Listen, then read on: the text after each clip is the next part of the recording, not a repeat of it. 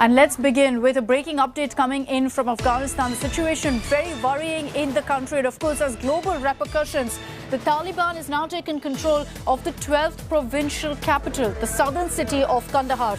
This is the 12th provincial capital out of Afghanistan's 34 that the insurgents have taken so far in their week-long blitz that swept over much of the country. Kandahar is also the second largest city in Afghanistan. Kabul isn't directly under threat yet, but the losses and the battles elsewhere further tighten the grip of a resurgent Taliban, who are estimated to now hold over two-thirds of the country. US has now mobilized 3,000 troops to Kabul, and they are focusing only, of course, on embassy staff withdrawal. Geeta Mohan, our Foreign Affairs editor, is joining us live this morning with more details on this. Geeta, good morning. You know, it's just as many experts had feared that the Taliban would in a way be unstoppable. They're continuing to really push through parts of Afghanistan. They've taken over Kandahar is the latest news.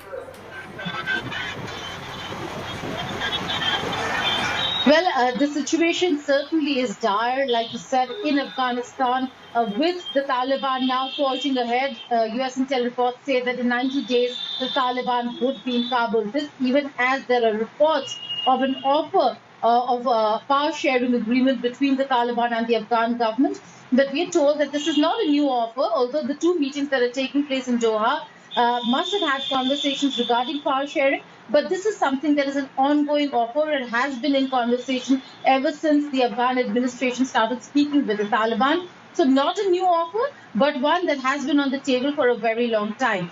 There are two important meetings that took place in Doha. One is the extended Troika, and the other where India also participated, and other stakeholders in the region were a part of that important meeting in Doha. Outcome of the meetings are yet to be known, but the fact is that the world and international community right now quite concerned about what is happening on the ground. And even as the US has said that its policy of withdrawing from America remains unchanged, which is President Biden's statement, there is new information that's coming in that about 3,000 troops, additional troops, would be sent to Kabul because of the deteriorating security situation, and 1,000 troops would be kept in Qatar in case things get bad in Afghanistan.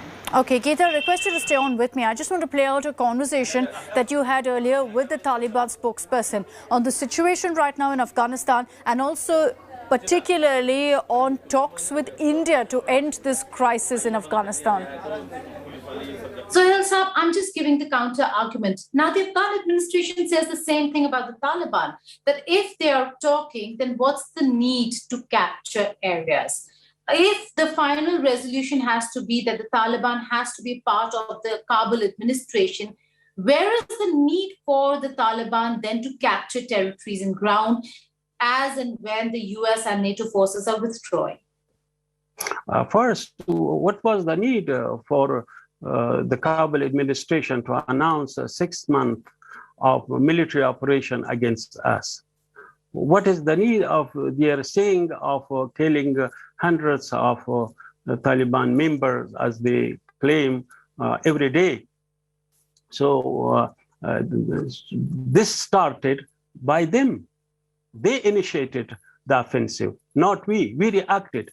And secondly, we are not negotiation to be part of the Kabul administration. The negotiation is to agree on a new government, on a new political roadmap to replace this administration, a government which will be acceptable to all Afghans. That is the solution. It is not about surrendering to a government. It is about reconciliation. Reconciliation means that we will have a new government which everyone agrees on, and everyone has participation in that. Geeta, I want to focus on the Afghanistan crisis and how India really is reacting to this. The government, for obvious reasons, is of course tracking very closely what's happening in Afghanistan. They were a part of the Qatar meet as well. How invested is the government really in trying to help solve this crisis? Are they really actively stepping in right now? Well, they're doing as much as they can because India is a stakeholder in the region. peace in Afghanistan would certainly mean peace in India. Pakistan does play an important role, and the Taliban work with and under the ISI of Pakistan, and that's the reason why the worries increase. In the same interview, when I asked about India and India being a part of the talks, the Taliban very clearly said that it's only on condition of impartiality, that India will have to stop supporting the Afghan administration. The rules certainly are different when it comes to America and the NATO forces and India. For them to arm push India because of Pakistan, they're saying that India will have to stop military aid to the Afghan administration. But the same rule does not apply to the American administration, with whom they started talking. And that certainly shows exactly where India stands. And the worries that India has are real.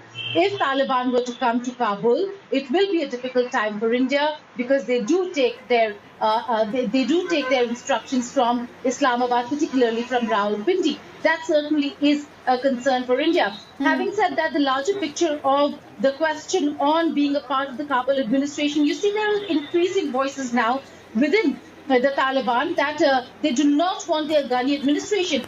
None other than the Pakistani Prime Minister came out and said that that they've been trying to push the Taliban, pretending that they've been trying to push the Taliban, but they want the Ghani administration out. So that certainly is going to be a huge concern, whether if there is going to be real democracy in Afghanistan in the coming future or not. I will be tracking the latest updates that comes in from Afghanistan. The Taliban continuing to conquer and take over more and more area, more and more cities in the country. Geeta, thank you for joining us for the moment.